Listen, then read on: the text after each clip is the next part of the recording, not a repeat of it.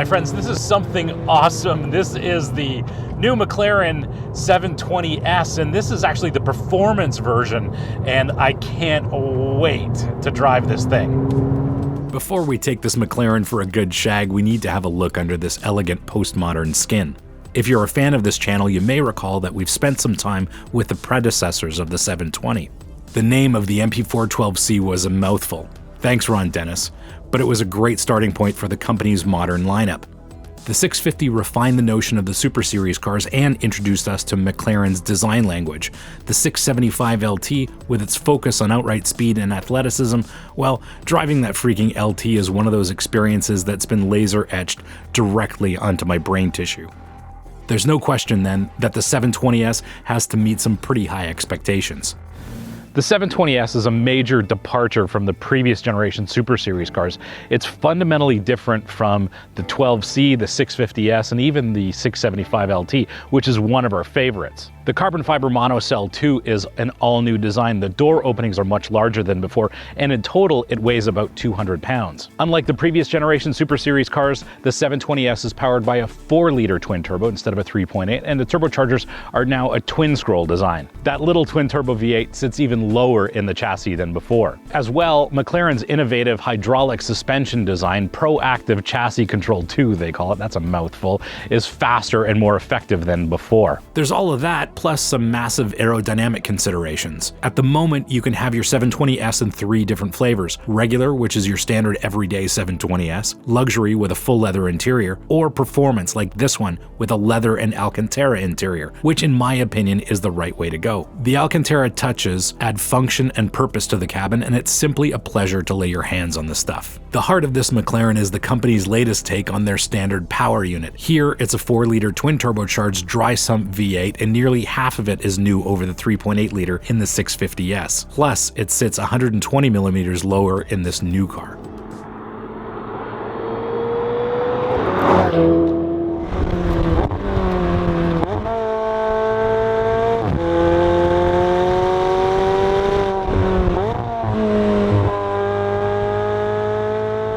It's not enough that this car makes more power than the old one, it's the way it delivers it that makes all the difference. The turbos are the twin scroll type to ramp boost quickly, and the wastegates are electronically controlled. Sure, that's nice to know, but for us, that translates into remarkably crisp throttle response for a turbo motor.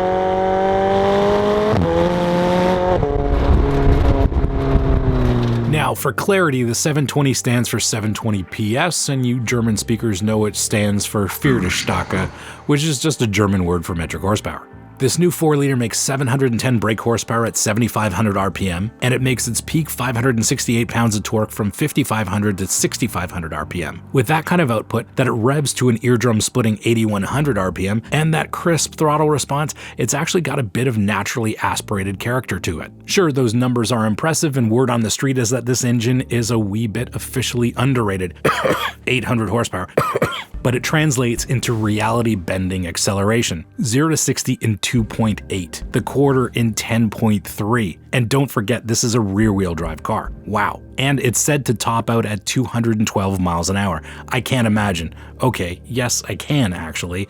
This McLaren is so quick that it might be foolish to put this much power into the hands of mere mortals. McLaren's 7-speed dual-clutch gearbox shifts quicker than before, and as the company likes to do these days, there's an open differential that's displaced by technology. Yes, the brakes mimic a limited-slip diff by slowing the wheel that would otherwise lose traction. It's just like the Ford Focus ST, except here it works. One of the 720's circus tricks is its variable drift control. No, we didn't try that because we didn't have a racetrack at our disposal, but I suppose the point is that you can thrill your friends with lurid Kenny from the Block style drifts. Moving on, the tub is 100% serious and 100% carbon fiber. Strong, light, rigid, and the perfect foundation for building a supercar. McLaren doesn't hide the carbon tub, and it's clearly visible when you look around the cabin because there's nothing to hide. And like its predecessor, the suspension is exclusive to McLaren and delivers impeccable handling, control, and comfort in a completely different way. It's based on double wishbones all around and a set of dampers that are hydraulically interlinked. Hydraulic fluid is pumped between dampers depending on demand for handling or comfort, and there are no anti-roll bars. So trick. With these crazy dampers, the 720 corners flatter than the Prairies, and yet it'll still ride as comfortably as any luxury sedan. The massive brakes are carbon ceramics from Alcon, the famed racing supplier, and stopping power is devastating, and so is feel and modulation at speed. You'd expect to see something from Brembo here, but Alcon has clearly met McLaren's performance targets. Rightly so, the brakes are exceptional. When I was describing what this car would look like, I said to my dear uncle that it'll be unlike any of the supercars he's seen, and he's seen them all. I told him that it will seem like it came from outer space. I said, imagine a supercar designed by alien car maniacs. That's what a McLaren 720S looks like. We could do an hour-long piece on the aerodynamic work that's gone into this car since it's so comprehensive. This is one of the few supercars that has had every exterior surface finessed for the aero purpose it serves. If you look carefully, you'll see that the 720's design is all about getting the air to move around and through the car in the most effective way possible. Then of course there's how the air is managed under the car, which we really can't see save for the diffuser at the back. Oh, and then there's the active wing that serves a couple of different purposes. It'll add downforce, it'll chill out and decrease drag, and its best feature, it'll act as an air brake. For half a second it fully deploys, shifting the aero balance of the car 20% rearward for better braking performance. That is cool.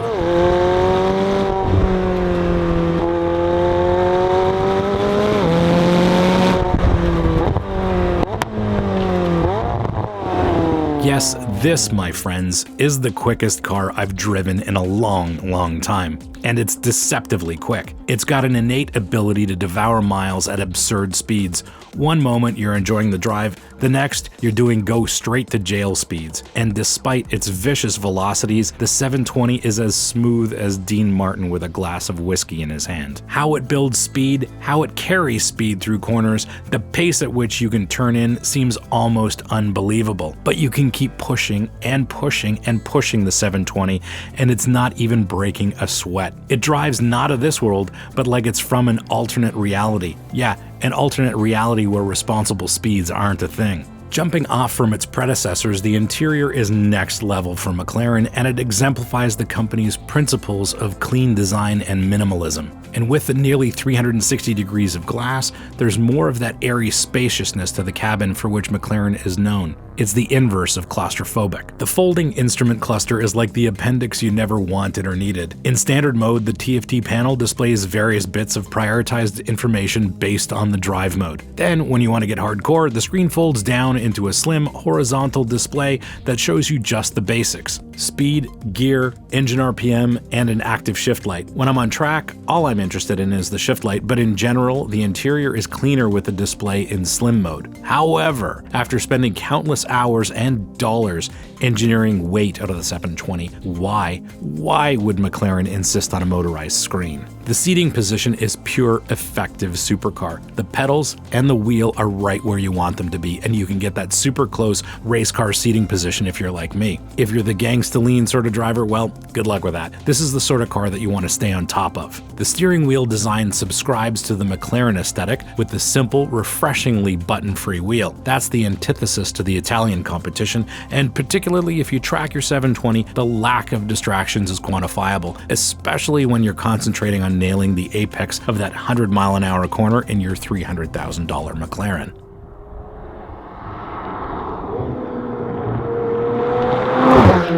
Like all McLarens, the shift paddles are connected as a single piece through the back of the wheel. I like the extra tactility, and you can shift one-handed if necessary. You know, if a gentleman's hand is busy with something else, like drinking a coffee. What did you think I mean? Through the Dynamics panel, there are 3 driver-selectable modes: Comfort, Sport, and Track, but there's actually a 4th. You see, on startup, the default non-active mode isn't Comfort or Sport, but rather it strikes a balance between the two. My guess is that the take rate on these one-piece non-adjustable buckets is low percentage, maybe even single digits, but the thinner version of me is loving them. Sure, the much larger version of me did fit into the 675 LT's buckets, and with the smaller door opening, it was a bit of work to get in and out of them. I suspect most buyers go in for the standard seats, but I haven't sat in them, so I have to refrain from commenting. There are non-obvious reasons to choose the standard seats. For example, I can appreciate how a gentleman's significant other might complain about these buckets. If you're a track rat though, you'll want these because this thing can produce some serious G-loads.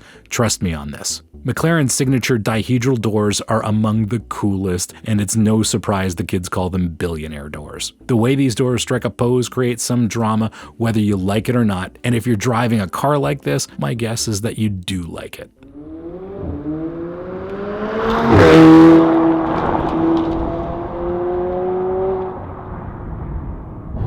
When I'm in this cabin, this is kind of what I think a GTP cockpit would be like. This is just outstanding. It really feels like a race car in here. And of course, its performance is, beyond a lot of race cars these days. It is just unbelievable.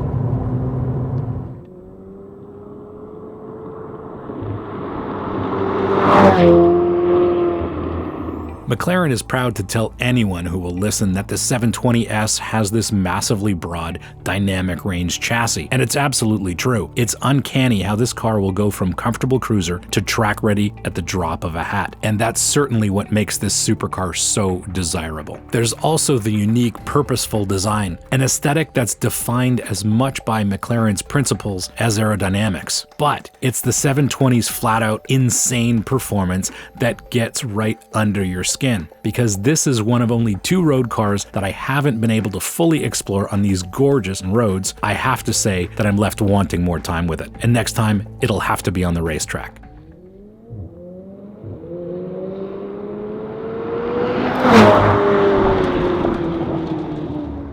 Thanks for watching this piece about the McLaren 720S. Hope you liked it. If you did, be sure to click like, share, and subscribe. And the only way we're going to stay on YouTube is if you do share it and you are subscribed. So please do that. And as always, we want to know what you think. So please leave a comment below. Thanks again for watching, and we'll see you again next time.